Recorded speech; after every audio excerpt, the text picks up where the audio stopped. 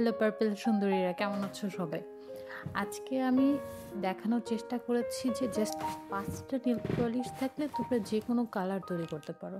এর জন্য আলাদা আলাদা কালার কেনার কোনো আসলে প্রয়োজনীয়তা নেই। যেমন আমি তোমাদেরকে 5টা কালারের কথা কেন বলেছি, 3টা হলেই হয়, কিন্তু সাদা এবং কালো রঙটা করাটা খুবই ডিফিকাল্ট। সাদাটা সাধারণত করা যায় না, তো এজন্য সাদা এবং কালো সহ আমরা টোটাল 5টা কালার যদি আমাদের কাছে থাকে তাহলে আমরা নেল পলিশ যে কোনো কালার ক্রিয়েট করতে পারি। যেমন আজকে আমি তোমাদের আমি 5 আঙ্গুলে আমার 5টা কালার দিয়ে দেখিয়ে দিব। প্রথমে আমি একটু হলুদ কালারের যে নেল পলিশটা সেটা দিয়ে নিচ্ছি এবং তার উপরে ব্লু দিচ্ছি।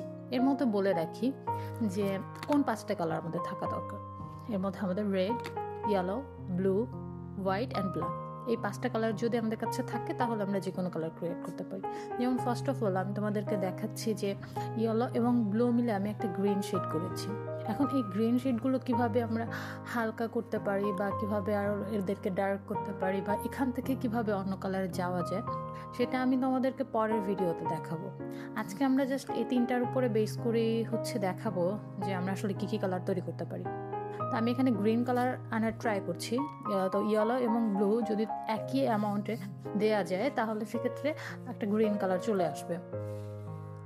এরপরে দেখো যে আমার অলমোস্ট হয়ে যাচ্ছে এবং ভিডিওতে অনেকটা কম বোঝা যাচ্ছে, এটা একদম পারফেক্টলি গ্রিন চলে আসছে। এটা আমি আরও ইয়েলো ইউজ করছি যাতে করে বুঝতে সুবিধা হয়।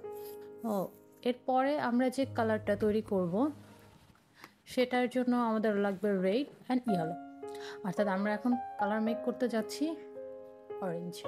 এই অরেঞ্জ কালার রেডি করার জন্য আমাদের ইয়েলো লাগবে অ্যান্ড রেড লাগবে। আমরা যদি সেম অ্যামাউন্টে ইয়েলো এবং রেড মিক্স করি তবে আমরা অরেঞ্জ কালারটা পেয়ে যাব।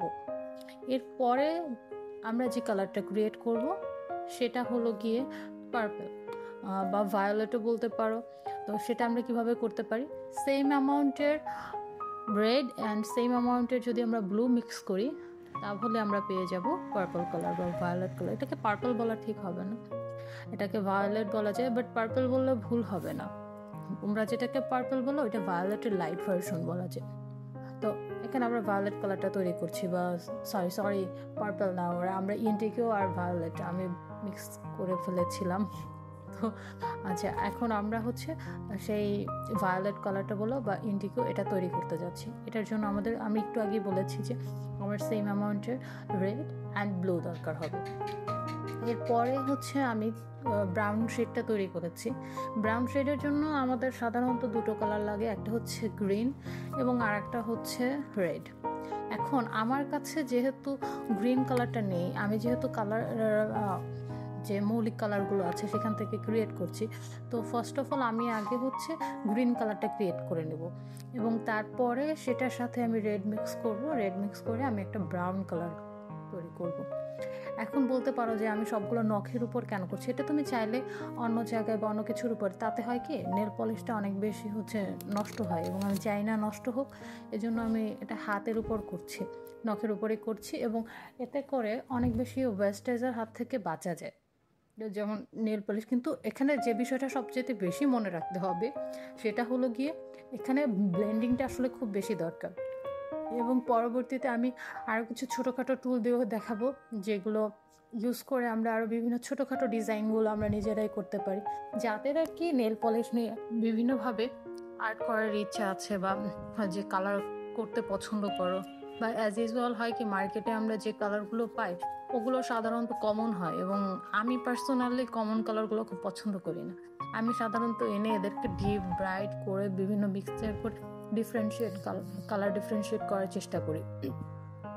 তো এখানে দেখো, এখানে আমার কালারটা যদিও দুইটা কাছাকাছি হয়ে যাচ্ছে, কিন্তু এটা যদি সামনাসামনি দেখা যায় তাহলে বোঝা যাবে যে দুইটা ডিফারেন্ট শেডের, একটা গিয়া ভায়োলেট আর একটা ব্রাউন। এবং আমার নখে যেটা আমরা ক্রিয়েট করেছি ওটা ডিপ ব্রাউন ছিল।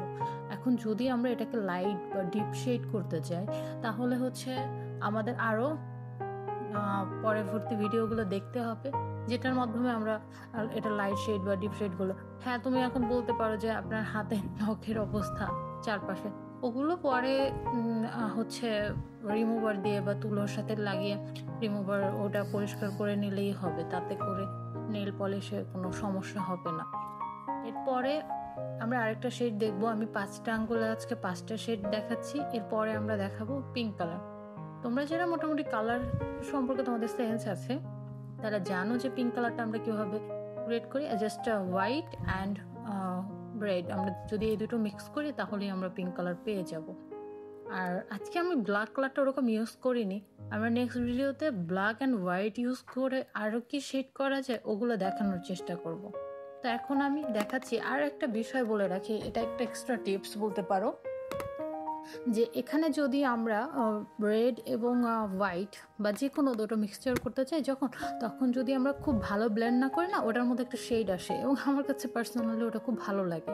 তো আমি যেহেতু নিউ কালার মেক করা দেখাচ্ছি তোমাদেরকে, সেহেতু আমি না ওইটা হচ্ছে ওভাবে রাখিনি। দেখো এখানে কি সুন্দর একটা শেডিং টাইপের আসছে।